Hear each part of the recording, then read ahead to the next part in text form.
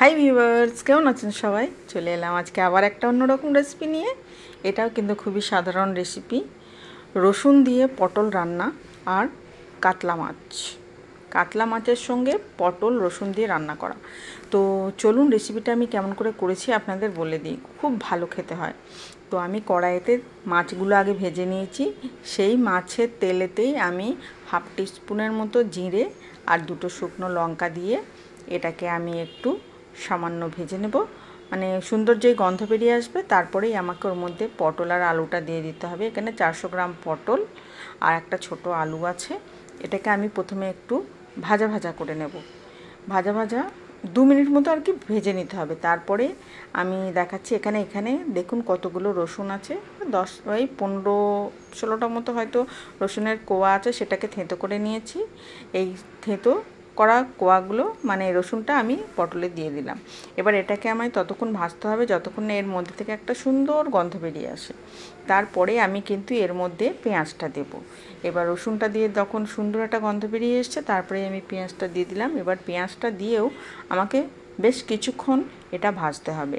আমি কিন্তু এর মধ্যে এখন কোনো লবণ দিইনি, লবণ দিলেই জল ছেড়ে আসবে, সেই জন্য আমি এখন এর মধ্যে লবণ দেব না।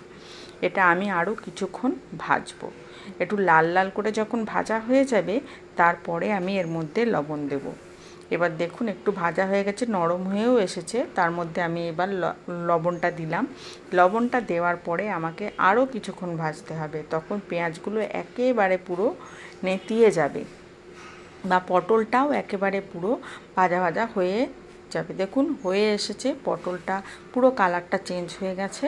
এরপরে আমি এর মধ্যে দিচ্ছি হলুদ গুঁড়ো, লঙ্কা গুঁড়ো আর ধনে গুঁড়ো।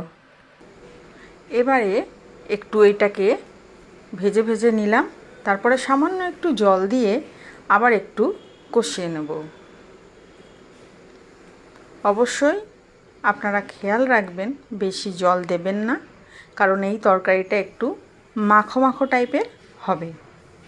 খুব বেশি জল দিলে তাহলে এর টেস্টটা ভালো লাগবে না।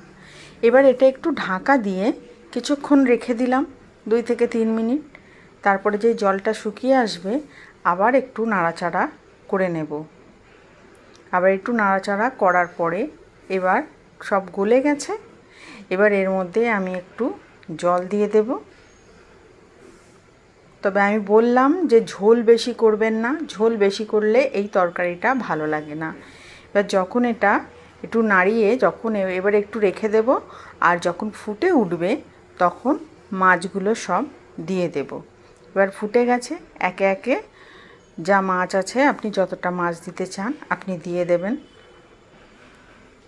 তারপরে উপর থেকে একটু ভাজা জিরে গুঁড়ো ছিটিয়ে দেবেন।